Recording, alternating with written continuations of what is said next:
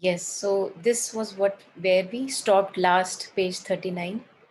And just these are just experiences of revelations after revelations for Sri Aurobindo. Here, Ashwapati's experiences. And it is just all the unseen, all that is not available usually to ordinary consciousness involved in roti kapda makan, all the time. All that is being revealed to Ashwapati one by one, one by one. And it is a possibility for each one of us. This expansion and widening of consciousness is a possibility for each one of us. So this is the path that Sri Aurobindo and Mother have shown us, that yes, this can be walked. This path can be walked. We don't have to just stay drenched in all the time running for food, security, money, health. All the time we are just half of the life we are spending just running here and there, pleasing the society, pleasing people, and we are not even giving a bit of a time for the purpose that we are here, the expansion and widening of consciousness. On Kabir ji has said in many many couplets, he has said that ये क्या करने बैठ गया, क्या करने आया था और क्या करने लग गया. In one of the couplet he says, यह जीव आया दूर से, जाना बहुत है दूर, बिच के बासे बस गया, काल रहा सिरपुर. सो आया बहुत दूर से है, काम बहुत करने के लिए कुछ और आया था, लेकिन ये बस ही गया, ये सेटल हो गया, as if we have settled down in the middle of railway tracks. We were not supposed to settle down there. And the rail, the train can come anytime and shoo away the house that we are building on the railway tracks. And the train is death. Death can come anytime. We don't know if we are going to live for how long, and the work would be half done or even undone, the work for which we are here, born as a human being. So these are all revelations after revelations of Sri Aurobindo's experiences, which are a possibility for each one of us. And this was the few paragraphs that we were reading earlier. They were a reference to inspiration, how inspiration has now dawned in the being of Ashwapati, which is now a silent being, still mind. Heart is empty of desires, of ambitions, of greed, of lust. Heart is an empty space. Mind is completely silent. It's a receptive space where higher knowledge can dawn upon. And this was a reference, the last paragraph was a reference to inspiration, that how inspiration is able to very curiously connect dots throughout my life experiences, and as if some deeper knowledge, richer knowledge through those external happenings of life come to me without asking. As if I get insights, that why this had to happen in my life, for example. So once the being is ready, receptive and still, only then the inspiration can walk in with sudden insights and intuitive guidance. So this was what we were reading earlier. Now the new lines where we start from today is here. Again, continuing with the reference to inspiration, a traveler between summit and abyss. So anyone who wants to read these lines in green, and then we can talk about them.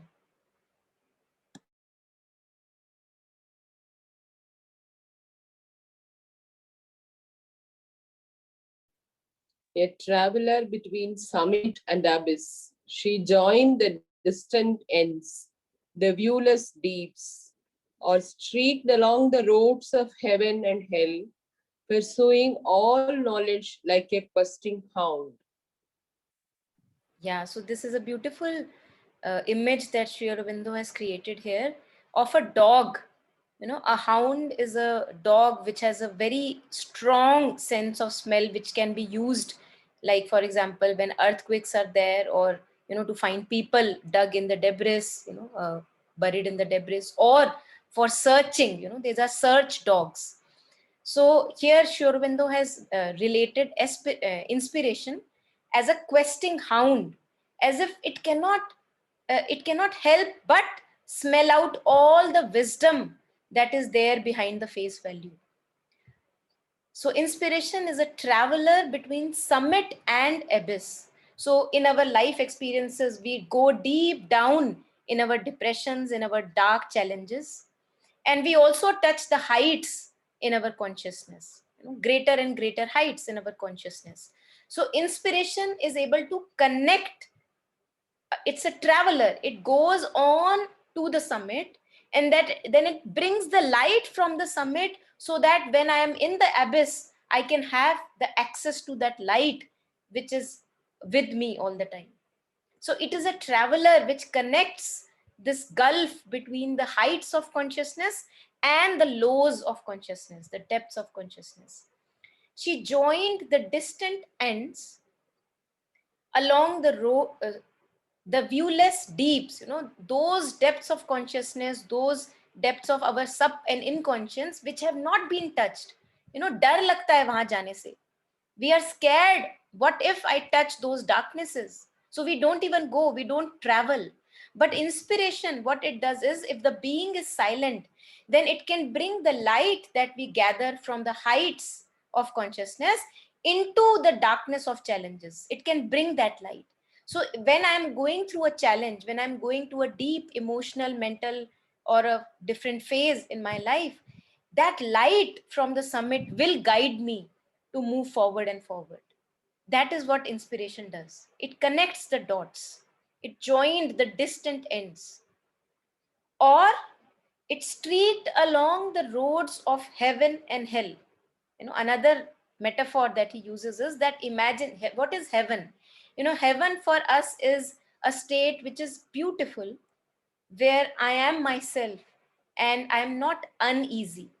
I'm expanded, I'm full of light and illumination. And we do touch such experiences in our day to day, or even, throughout our life. We keep on touching these spaces. And then we also touch hell. What is hell? Which is completely dark, which is full of matter and subconscious and inconscious tendencies, which I have no clue why do they exist, what to do with them. So what inspiration does is, inspiration bridges the gap between the light and the darkness. Because darkness is scary. We are scared when we are in dark challenges. So not to make it scary, to go through darkness and to have light there, that is what inspiration does. It kind of gives us an invincibility through going through darkness. And this is how it does it: pursuing all knowledge like a questing hound, a search dog. A dog in a search of wisdom, a dog in search of knowledge. It's curious. Imagine that if all of us human beings take an attitude of very curious explorer. So I am very curious what would happen if I am in my dark challenges, and what would happen when I am in my heights, of consciousness. So this curiosity is what guides inspiration. Like a curious search hound, search dog, it always looks beyond the face value and finds the knowledge hidden behind the face value. And that is a possibility with each one of us. Not to get scared all the time with things that appear ugly from outside. Go deeper, have the capacity to go deeper and find what is the knowledge that is hiding behind the facade. That is what inspiration does. Yeah, like a questing hound. It goes on in search of all knowledge, hiding behind all the veils. So keep sharing if you come up with any reflection. You can unmute and share at any time.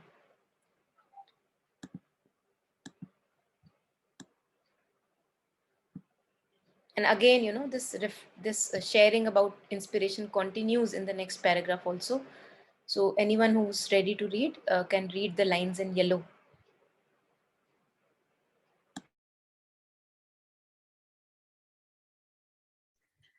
A reporter and scribe of hidden wisdom talk, her shining minutes of celestial speech, passed through the masked office of the occult mind, transmitting gave to prophet and to seer the inspired body of the mystic truth.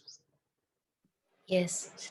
So again, Sri Aurobindo here relates inspiration with beautiful imagery, like a reporter who is, or a journalist who is making notes, who is just writing all the minutes of whatever is important. A reporter and scribe, the one, one who makes minutes, one who writes down all the important points. a reporter and scribe of hidden wisdom talk. All experiences in our human life have a wisdom hidden behind them. Yeah. And it is going on in the background. But usually we are so tense and occupied at the surface consciousness that we are not available to this wisdom present within. Yeah. So what inspiration does is, in the presence of silence in the being, it is able to note down that talk, that wisdom talk, which is happening as in hidden spaces within the being. And again, I just want to reiterate that this is one level of interpretation that we talk of here, and my expertise is in day-to-day life, so I talk only about that. And there must be many layers of interpretation of similar lines, same lines. So go ahead and explore more. There are many speakers, very beautiful good speakers, who have talked on Savitri and still keep on talking about Savitri. So just sharing that this is a very limited view that I share here. So inspiration is a reporter and scribe of hidden wisdom talk. It's able to get all the wisdom that is hiding behind my life experiences. Why things had to happen that way and not this way. Why my emotional and mental reasoning just fell to ground and I was shown something else, for example. Her shining minutes of celestial speech. Imagine that someone is taking down notes of very important point that are coming in the speech. Celestial speech, a speech which is full of light and illumination, all that wisdom which hides behind our life experiences. She is taking notes of all those talks and everything happening beyond the face value. Passed through the masked office of the occult mind. Masked office, a office which is not seen usually. What is seen on surface is a mind which is clamored with the talk of ego, a mind which is full of conflicts. That is what is available to us for looking. We all see our thoughts, we are able to see our emotional conflicts, and that is one level of the mind. That is the usual mind that we operate from. But this inspiration, it passes through the masked office, or office which is hidden, of the occult mind, the mind which is deeply connected with something of the beyond, and transmitting gave to prophet and to seer. So it transmits, inspiration comes to your being and it transmits the knowledge coming from that occult spaces within the being. Occult means not very uh, easily understandable, hidden from the usual eye, but operating and very much functional. Transmitting gave to prophet and to seer the inspired body of mystic truth. So what it does is, it gives to the persons who are ready to receive that knowledge. Now a prophet or a seer is ready to receive that knowledge. He is not struggling all the time with his day-to-day conflicts. He has gone beyond the conflicts also. So now in this being, in prophet or a seer, inspiration is able to transmit this inspired body of knowledge, body of truth, coming from mystic spaces. She is able to transmit that. But usually ordinary human consciousness is not able to receive that. Why? Because हमारे तो दिन के काम ही नहीं खत्म होते. अभी खाना बनाना है, अभी ये करना है, अभी वो करना है. Every time we are just occupied with the worldly matters. So how would the matters beyond the world can shed their light in the being? Because there is hardly any space. The cup is so full. We don't have empty cups. Our cups are always full. We always have something important to attend. Sometimes marriages, sometimes children. No, I'm not saying that children and marriages are not to be given attention to, but we just are uh, occupying ourselves so heavily with these matters of world that the light that needs to be shed on the matters of world does not get any space. That is the problem that we have. So we need to have more space for light and illumination also, so that our day-to-day life becomes beautiful also. All the ugliness slowly disappears and it becomes beautiful. Yeah. Raviji, you want to share something? Okay. Yes. Anyone who wants to share, please unmute and share whenever you feel like sharing. Yeah. So this was just continuing with inspiration, how it transfers the hidden knowledge to our receptive mind. So this is our task. We have to make our mind receptive. And how would the mind be made receptive? By cleaning off the garbage. What is garbage? Garbage is all that I consider to be important in day-to-day life. Is that really important? Is it giving me anything? Is it benefiting me? This is to be asked every moment of my life. All the relations, all the workplace issues, all the people emotional conflicts that I keep on thinking about, and that takes a lot of space in my mind. Do I want to be there? Is it giving me any benefit, or is it just bringing lots of non-peace to me? So once I discard and reject all those matters, in the sense from the head, I don't want to think about it excessively, then a receptive space is created in the mind. Just like we clean a room, we don't bring cleanliness from anywhere else. We just remove the garbage. That is how cleanliness is there. That is how emptiness is there. So what is to be done? You have to be very vigilant. We all have to be very vigilant to the garbage in the mind and garbage in the emotions, so that the mind and heart can become free of garbage, and light and illumination have space to be there. Only then a beautiful life is possible.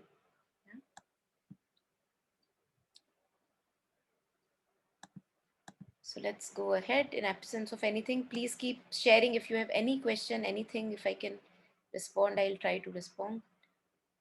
Yeah. So anyone who is ready can read the lines in green. A recorder of the inquiry of the gods, spokesman of the silent seeings of the Supreme. She brought immortal's words to mortal men. Above the reason's brilliant, slender curve, released like radiant air dimming a moon, broad spaces of a vision without line or limit swam into his spirit's ken.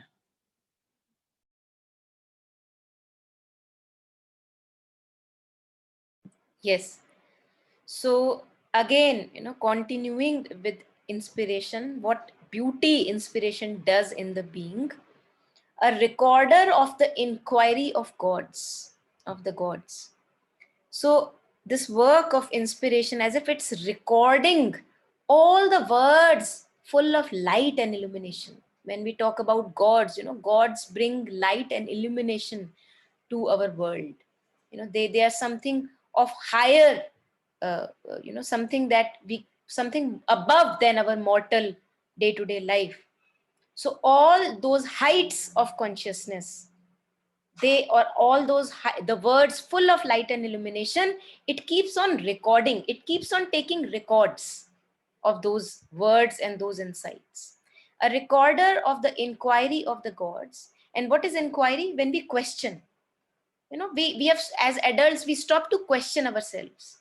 We think, okay, I'm done, I'm settled being. And that is where we suffer. We begin to suffer. We stop to question our limiting beliefs. We stop to question the way we live. Is the way benefiting me? Is this way of thinking benefiting me? Is this way of emotions and behaving benefiting me? We stop to question. And that is where we suffer. Kids don't suffer, because kids do not have images about themselves. We have images about ourselves, and we want to keep on protecting those images. So we keep on suffering. Adults suffer, kids don't suffer. Kids can go through pain. Yeah, they can go through, they can fall down, they can get hurt, they can cry a little, go through pain, get done with all that and move on. But adults are not that like. As adults, I think we have lost the capacity to be supple. Supple matlab soft, just like a sponge or a cotton is supple. You press it and then it comes back. A kid is like that, it's very supple. A kid is very supple, unless he also becomes distorted by the conditioning slowly as he grows up. So this inquiry should be a basis of our existence. Only this inquiry, when it is present in human life, can bring insights to our day-to-day life. Why am I doing that? Okay, why did I behave like that? Why did I say that to that person? What is the insecurity hiding behind my saying that? Why do I feel like sharing this with that fellow? Does it bring me more clarity, or does it only bring me some vital satisfaction?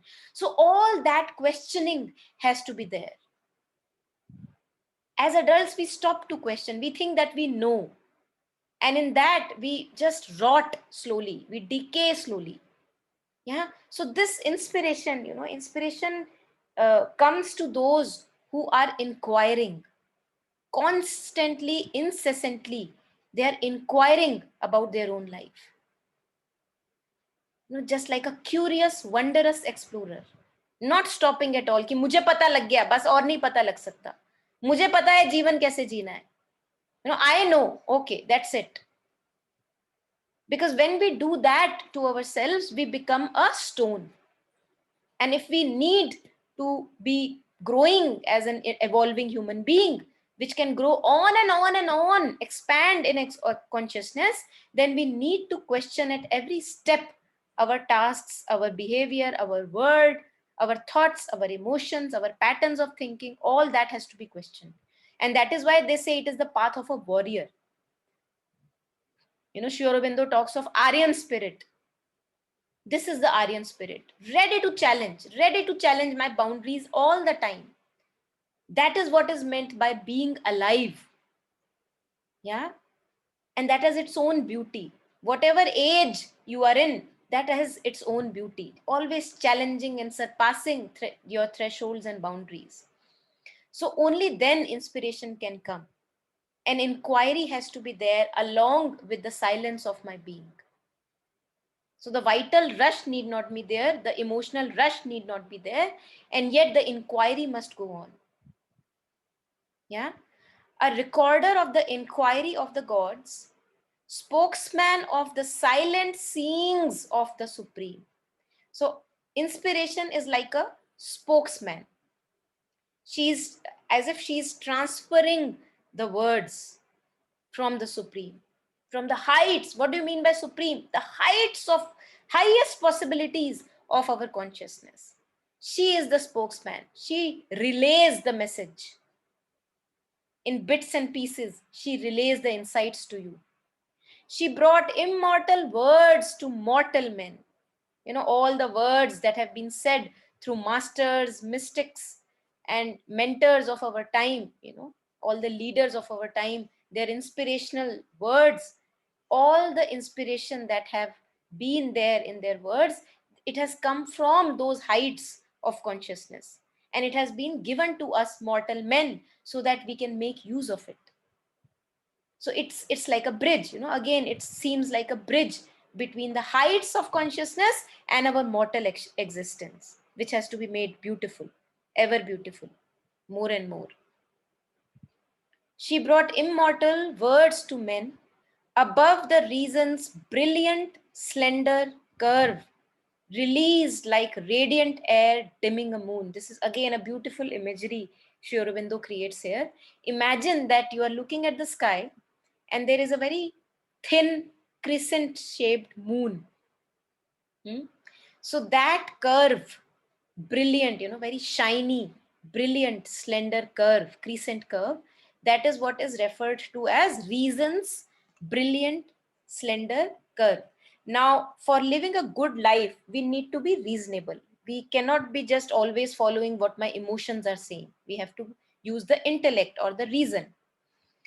But reason also becomes incapable after some time, because reason has its own limits.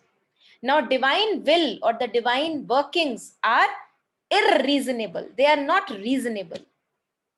So reason can take me to a point in my life, very good. I was not a puppet of my emotions because I followed reason. Okay, what is good for everyone, I followed it. What is reasonable here, that should not trouble each and every person around me and my own self. So I am escaping being a puppet of the vital forces by following reason. Okay, so it can take me far ahead in my journey on spiritual road and even day-to-day existence. But reason after some time fails. There comes a time in my life which I have to drop. At that point, I have to drop reason also. Reason also has to be dropped. But reason cannot be dropped in absence of this divine connection. In absence of divine connection, only follow blindly the reason. Only follow the reason. The reason can only be dimmed. This moon, this crescent moon of reason can only be dimmed in a light which is brilliant than reason, which is the light of inspiration. Yeah. So I cannot just drop reason saying I want to follow this spiritual road, and reason does not have much capacity there. Reason is very limited. So I would just follow whatever comes. No, it will be really a very wasteful journey. One has to go as far as possible with reason, and then reason leads you over to inspiration. Then the task of reason is gone. Then its limit is done. It's like its jurisdiction is over. Now inspiration, direct intuitive guidance, direct divine connection, direct intuitive guidance from within the being will guide me in my life. But before that, reason is very important. Before that, we cannot leave reason midway. Yeah. So this is what is a reference to in these two beautiful lines, where Sri Aurobindo says that reason is like a crescent moon, brilliant slender curve, and in presence of inspiration, which is released like a radiant air full of light and illumination, reason also appears like a dimming moon. It does not have a stand in front of intuitive guidance. Yeah. Broad spaces of a vision without line or limit swam into his spirit's ken. So whenever we use this word ken, it means or refers to the domain of my knowledge. How much I know. Okay, this much I know. So this is my ken. And that much I do not know. So this is beyond my ken. This is beyond my knowledge. Now this broad, vast inspiration, full of light and illumination, without any line or limit. Now reason has a limit, but inspiration does not have a limit. Inspiration can touch the heights without any limit and bring that light to the bottom of consciousness. Yeah, this is the capacity of inspiration. So a vision without line or limit swam into his spirit's ken, spirit's knowledge, the domain of knowledge. So as if imagine that it's like a reference to expansion of Ashupati's consciousness, ever widening consciousness. So with the help of inspiration, the expansion of consciousness is going on and on and on beyond the bar of reason. Yeah. So anything from these lines? Anybody?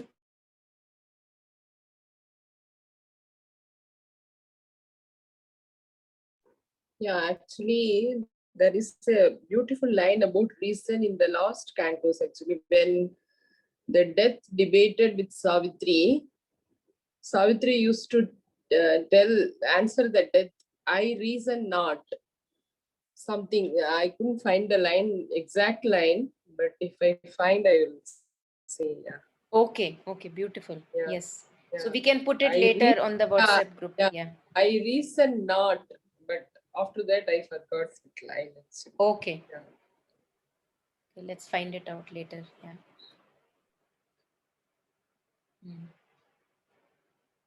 That is the beauty, because I remember I used to read this anecdotes by Meher Baba, and there was this very remarkable saying about him that, if, for example, he would initiate everybody into a building, for example, a construction of a building, that this building has to be built. And halfway through the building, he would say, okay, the job is done. You don't need to go ahead anymore. Now, to a reasonable person, it would appear very stupid, right? It would appear very stupid. How stupid can you be? We are halfway through the building and now you are saying you don't need to develop the building anymore. But he used to say that every physical task has its own, whatever purpose behind it. Now, once I can see that the purpose it was to serve has been served, the thing need not be kind of continued forever. So that building halfway done, it transformed or changed the consciousness of the people who were working with the building for the building, and that was the task that was required. So the whole building need not be developed. Now for a person who is very logical and analytical mind and reasonable, he would actually not be able to take this from that fellow, whether that is a mentor or a guru.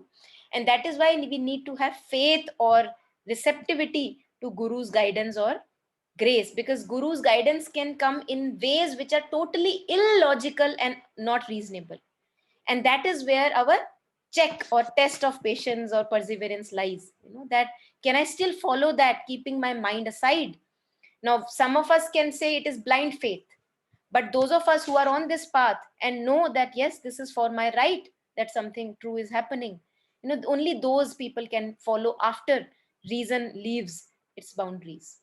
Yeah, so that is very interesting. I read in Meher Baba's anecdotes that reason also has its limit, and divine working is not a puppet of reason.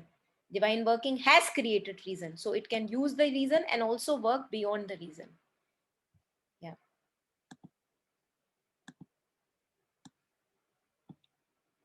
So let's go further. Anyone who wants to go ahead and read the lines in yellow?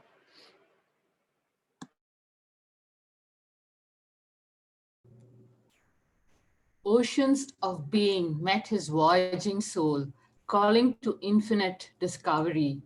Timeless domains of joy and absolute power stretched out, surrounded by the eternal hush. The waves that led to endless happiness ran like dream smiles through meditating vast, disclosed, stood up in a gold moment's blaze, white sun steps in the pathless infinite. Yeah. So now moving on further, Ashwapati's experiences. Oceans of being met his voyaging soul. He was shown limitless possibilities, oceans, vast, vast, limitless possibilities. Being, oceans of being is reference to limitless potentialities of his life. The way we live as a human being and the way we live as an adult, we limit ourselves every day. We say, okay, I have been like this from childhood and I want to remain like that. So we know that we have been some way and we just want to perpetuate that way only. Yeah, this is how what we do to ourselves. But as Ashwapati's receptivity has been growing and he's been so silent within his being that the other higher consciousness can dawn upon as guidance within the being, he is being shown all the infinite possibilities that are possible for his human life. His voyaging soul, as if his soul has been a traveler, wanting to know more and more, dig deeper, being curious about every life experience, going beyond the face value, voyaging soul. And there I get to know, oh my God, I have limitless possibilities each moment of my life. Why do I limit myself always to the past? If in past I have seen such kind of a lifestyle, I just want to follow that again. How stupid. How stupid, but we do that. As adults, we do that. We trap ourselves in limited lifestyles. And no wonder that we suffer, because a soul is never satisfied living as a limited being. A soul is limitless. And hence the potentialities are also limitless. The possibilities are also limitless. So oceans of being, limitless possibilities met his voyaging soul, calling to infinite discovery. Now, this is the invitation. Mother and Sri Aurobindo also share that when the souls plunged into this darkness of mortal existence, this is the adventure that they plunged into. Curious, like curious adventurers, curious explorers. But somewhere down the line, we have stopped being curious. And the punishment almost that we get for that is suffering. How dare did you stop being curious? almost like that, that the Divine Mother knows our potential, and it says, how dare you could stop before being so curious in your life. So do not stop, do not stop. Be very, very curious and keep exploring your life experiences. So, calling to infinite discovery. There is no end to discovery of ourselves. When we talk about finding who we are, there is no end to finding who we are. That is the beauty. We can just begin on the path. We can never end the path, because who we are is limitless. So, what I will discover about myself is also limitless. I would not be, one day I would say, okay, I have done all that I could do. That is a far, far, far possibility. We have a long, long way to go beyond before we can say that.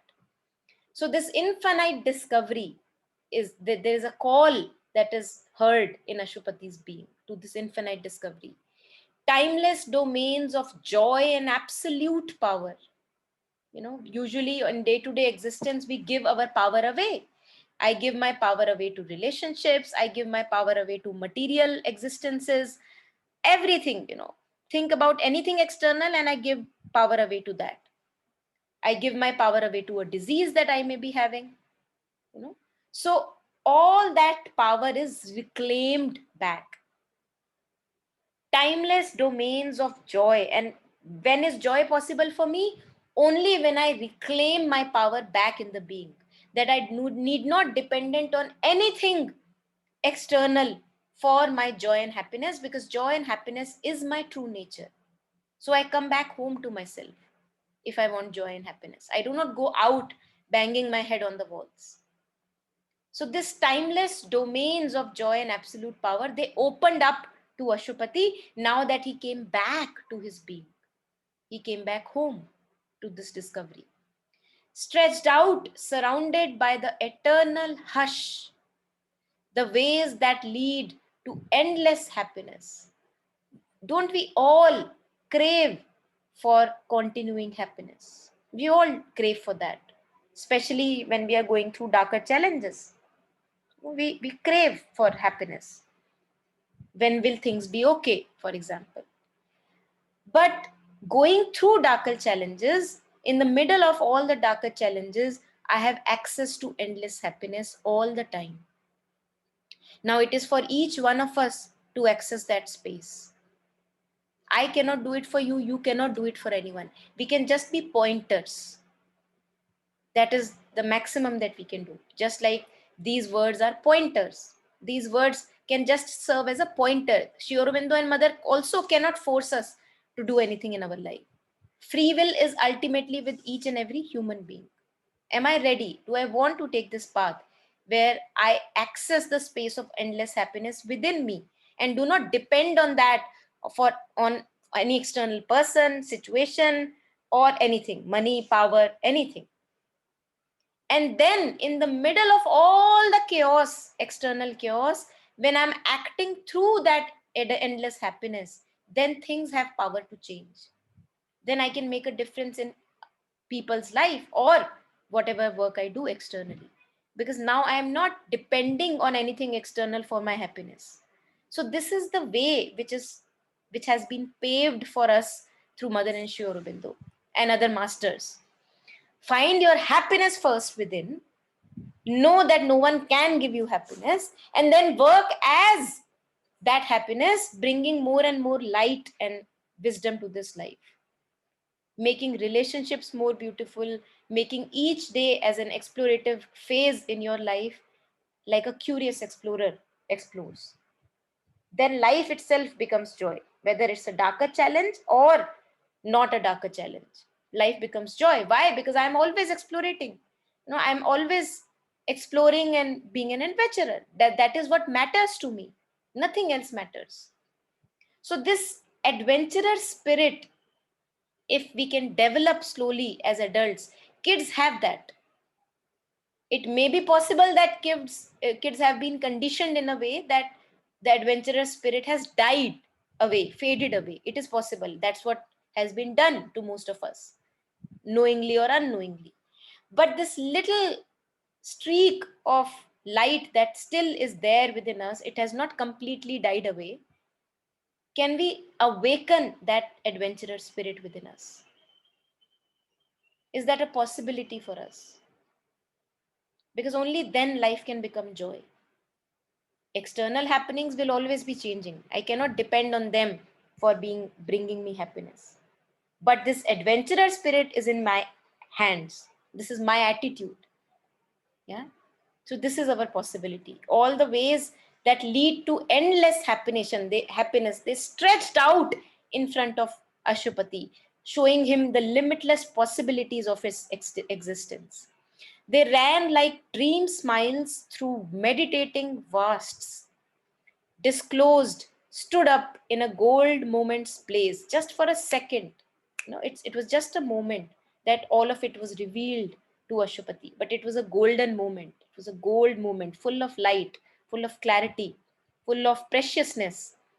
White sun steps in the pathless infinite. So, as if a new possibility of life opens up in front of Ashupati. White, reference to pure, and also a reference to a combination of all the colors. White also is combining, all the colors are in there in white color. So also a reference to purity and also a combination of varied aspects of life. All these steps came forward and revealed themselves to Ashwapati, that look, these are your possibilities. Do you still want to live the old ways? Now, this is not being told to Ashwapati. I am adding it on. That do we still want to live our old ways? Or do we want to open ourselves to newer possibilities? What do we want to do in our life? Every moment we have this option.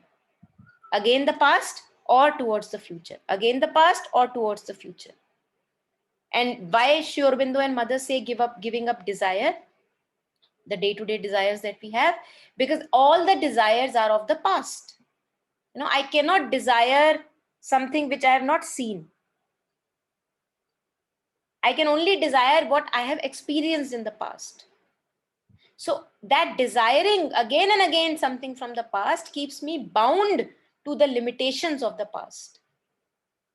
That is why desire does not let us grow forward much. Desire is good enough to wake up from inertia.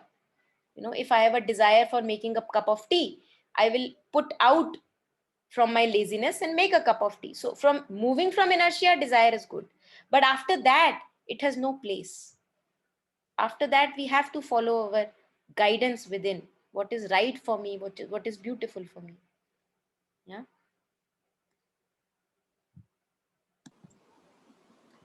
Monica, Yes. when you say explore your possibilities, could you elaborate a little bit with examples? Yeah. So what do I mean by exploring possibilities? So in context of day-to-day life, if I am very microscopic and vigilant to my day-to-day behavior, thoughts, emotions, and actions, I would see that every moment I have a possibility, whether to act from the past tendency, and I very well know my past tendency, or to choose a new path. So this is where I open the fogged road. The way we usually live is always following the past curve of tendencies. Always. This is how I am. This is how I have been for the last 30 years. And this is how I will remain for as long as I am alive. This is what we say indirectly to ourselves. But each moment of my life is very, very precious moment. Because each moment I can open myself to a newer possibility of living. So imagine that I'm diagnosed with a disease. I'm just taking a very day-to-day example. Now I have a possibility. What is the newer possibility? I can either go the older way of reacting out of fear, panic, and anxiety, and taking in all what society has to say on that condition. Or I can say, okay, I'm going to be very, very silent and calm, and I'm going to see what this disease has to unravel or reveal for me. I'm going to be a student of this illness. Now, in that very moment that I took this decision, I have opened up a newer possibility for me, which was not available to me earlier because I was not aware. I was just lost in my older patterns.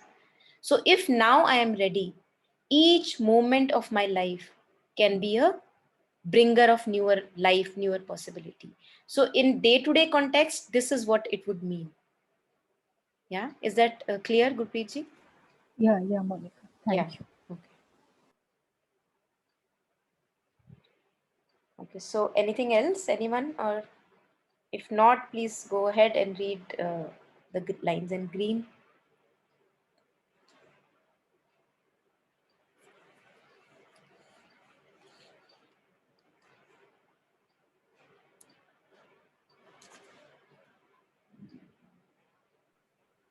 Along a naked curve in boundless self, the points that run through the closed heart of things shadowed the indeterminable line that carries the everlasting through the years.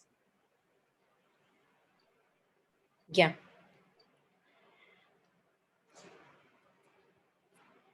Along a naked curve in bornless self, self with a capital S, the highest self, which is responsible for all the existence, in whose lap all the existence is there.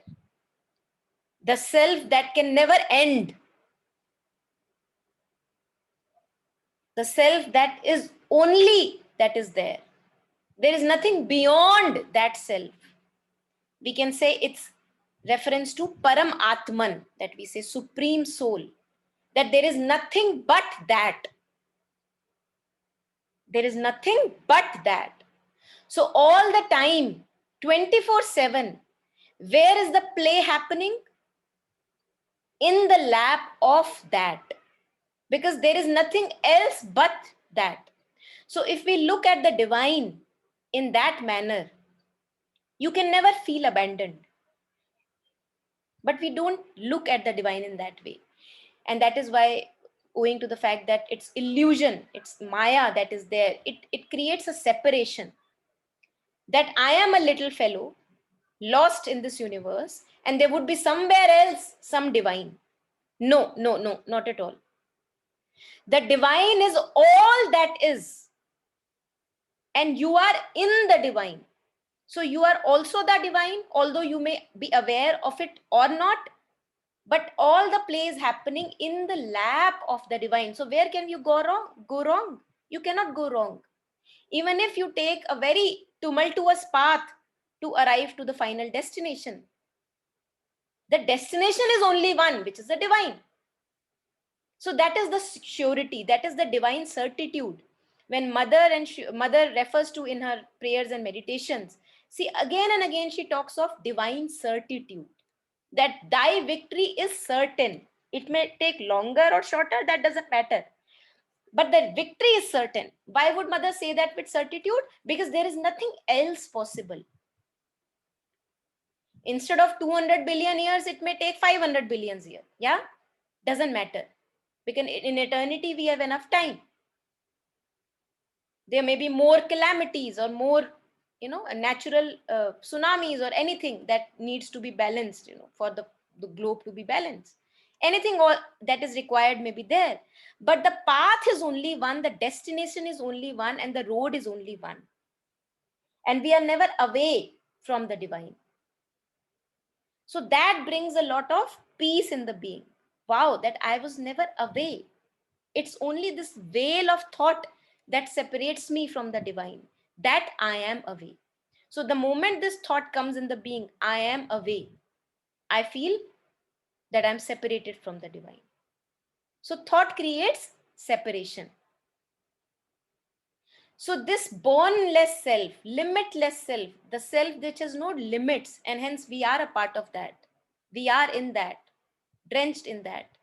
Along a naked curve in boneless self, the points that run through the closed heart of things shadowed the indeterminable line that carries the everlasting through the years. Now, this paradox The limitless in a limited body. Everlasting is carried through the years. This is the paradox. That 24/7 we have access to something which is immortal, and it's not a thing. But we live as if that I am mortal. I am this body. And hence we fear. We fear dying away. We fear losing relationships. We fear what will happen to my kids if I am gone. All that fear comes out of knowing myself as this mortal existence. The moment I create more and more union with that immortality present in me, that absolute light of consciousness which can never die, the awareness which can never die, awareness which is not limited, this witnessing aspect of our being. The moment I create more and more identity with that, I live as that awareness, I see that all the fear is gradually dropped off. The body may still have fear, because the fear of the body is a time taking process. It may still show some fear up, but I will not be swayed by the fear of the body. Yeah, I will not be swayed. I will be able to relax the body, to tell the body, to convince the body which has lost its divine origins. Mother says that the cells in the body, they have also forgotten that they are divine. The ignorance has creeped so deeply within the cells of the body that they have forgotten their divine origins, that they can heal. So the fear is so badly lodged in the physical being that even if that I am able to manage myself at the mental and emotional level from fear and panic, the physical being shows signs of fear. And that is okay. That's just a matter of time. The more and more I live as the immortal within myself, it is not possible that that fear lodged in the physical does not gradually fades away. It will fade away. So this everlasting is carried through the years in this mortal form through our body. Can we know it? Can we live as that? Because that is our highest possibility. And slowly all that light and wisdom and knowledge from that everlasting has to seep in my mind, my thoughts, my emotions, and the way I live. So the whole life has to get transformed. It's not that I am in touch with the everlasting, yet my mental, emotional, and physical space is just exactly the way it used to be few years ago. That is not what integral yoga is about. All the light of that everlasting immortality, the boneless self, has to shine through from my being. That is our highest possibility.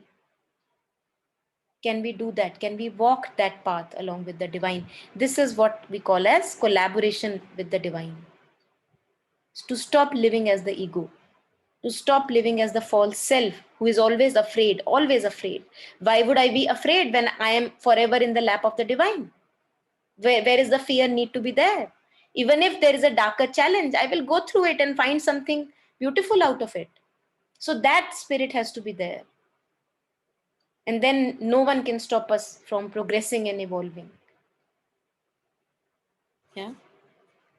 So this revelation is present for Ashupati. All the points that run through the closed heart of things, through our life experiences, there are many, many moments in our life. If we recollect, we can see that the everlasting living as us in us has revealed himself through those phases in our life.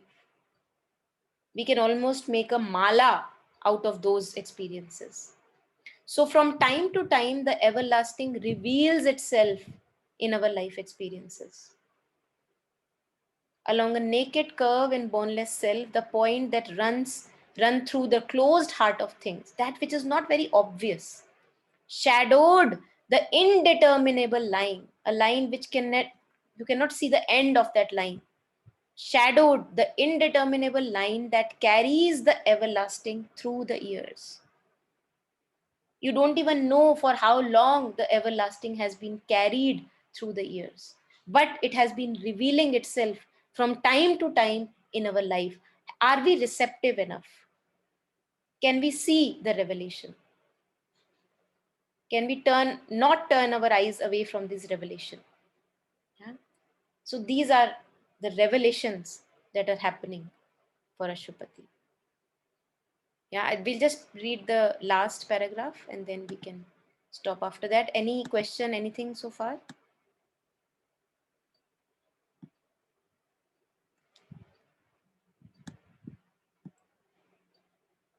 Yeah, anyone who wants to read? The magician order of the cosmic mind, coercing the freedom of infinity, with the stark array of nature's symbol facts and life's incessant signals of event, transmuted chance recurrences into laws, a chaos of signs into a universe. Yeah. So, although there is absolute freedom at the basic point of existence, because all this universe has, the basic is freedom. Love is synonymous with freedom. Love is synonymous with freedom. So there is absolute freedom in that respect. When we talk about creation of the universe, there is absolute freedom, and that is why we see that if we talk about evil, evil can go very, very deeply. It can really turn very heinous. Why? Because there is absolute freedom. I can go as evil as I want to be. No one will stop me but my own self. The only signal that I will get is that I will be suffering. Why will I be suffering? Because that is not my true nature. But the freedom is also there. So I can go deeply in the trenches of my evil attitude, because the creation of the universe is based on an absolute freedom, free will. So any moment I want to go down deeply in the evil, I can go. I have free will. And any moment I am ready to come out of that trench, or the drain, I can also come out. I am having a free will. So, but this free will, although this freedom is there as the basis of existence, there is also some laws that come into being when manifestation is created. When anything is created, it comes to manifestation, it takes a form. By default, laws are there, just like we have laws of the body, of nature. When the balance of the nature becomes disturbed, a calamity comes and sweeps all of us away. So that is a law of balance of nature. Yeah. So this magician order of the cosmic mind, an intelligence beyond our day-to-day mind, this magician order of the cosmic mind, coercing the freedom of infinity with the stark array of nature's symbol facts. So as if, imagine that we have absolute freedom, and yet when it comes to manifestation, to live a life, that absolute freedom has to as if limit itself into a mold. It is not absolutely free. For example, we have red lights on the road. So we are not absolutely free. And there is a reason that we are not absolutely free. The reason is that we are not yet so connected with the highest possible, so that we can use that intelligence in our day-to-day life. We are a slave of our vital, we are a slave of our physical, we are a slave of our thoughts. So at any moment of time, if the laws are not there, I will be abusing the road. I will drive at a speed which can be killing for people. And that is why the laws need to be there, because I am not yet in connection with my highest possibility each moment. And that is what we call as the veil of ignorance, maya ka parda. Kyunki maya ka parda hai, that is why I cannot access the highest possible intelligence each moment of my life. I can slip anytime. So better the laws be there. Better the laws be there. Otherwise, I'll just play havoc. It's not that we are not doing havoc. We are actually doing havoc with ourselves and the world. Yet it could have been a worse havoc if these natural laws were not in place. And Mother, in her words from long ago, I believe, she talks about the spiritual hierarchy, that Yes, the freedom is there and everyone is equal, and yet there is spiritual hierarchy there.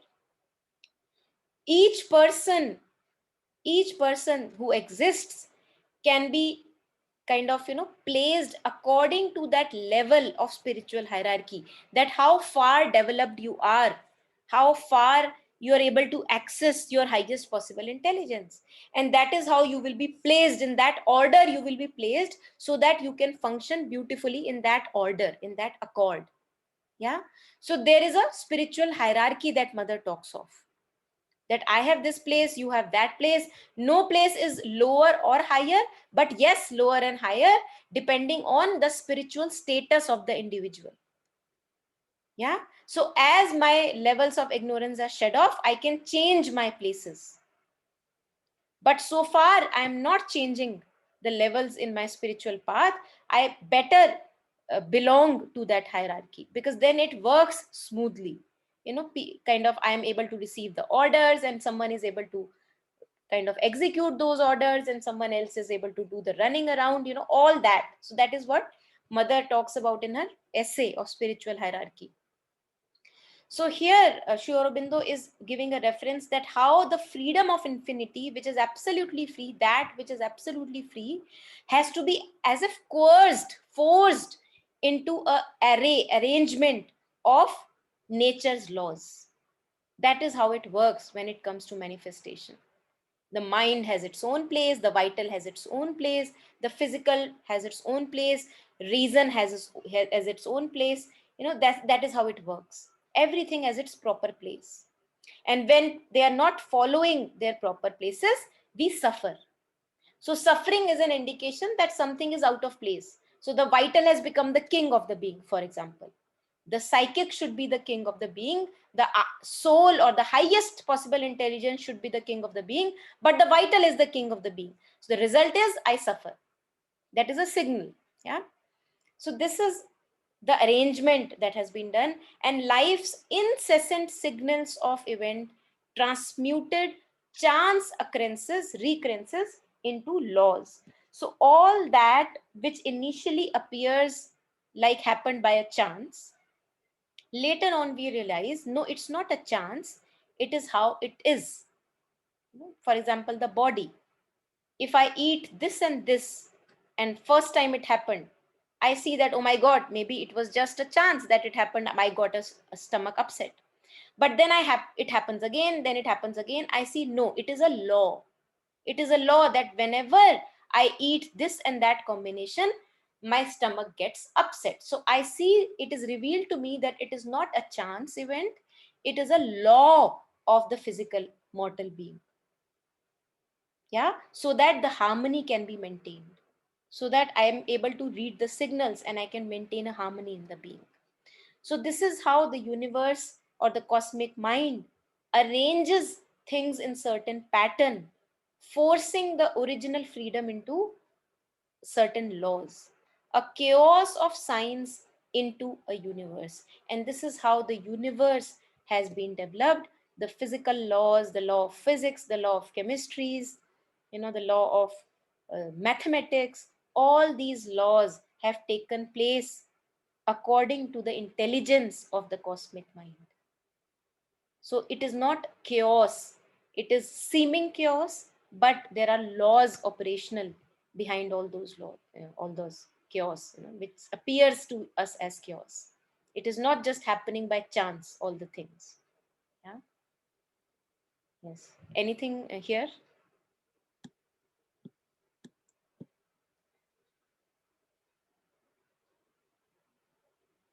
Okay. So I think we can stop here, and then the next time we'll go ahead. If there is anything, feel free to share. If not, thank you so much for joining and being there, for listening and for your receptivity. Thank you. Thank you, Monica. Thank you. Thank you, Monica. Thank Really, you. yeah, your sessions now make me to go very, I feel very intimate connection with Savitri now. Beautiful. Beautiful. Yeah. Thank you so much. Yeah. Yeah. Thanks. Thank you. Thank you. Bye-bye. Thank You you. wake us up to a new possibility every time. Yeah, I do that to myself also. Yeah. Thanks to Mother and Really, Sri with Aurobindo. Yeah. because you are connecting it with day-to-day life, no? It Yeah. touches the heart and makes more, I mean, Yeah. yeah. Yeah. No, Thank you. she takes us up on a mission every week, and then we are hunting the whole week by the time the next Thursday arrives.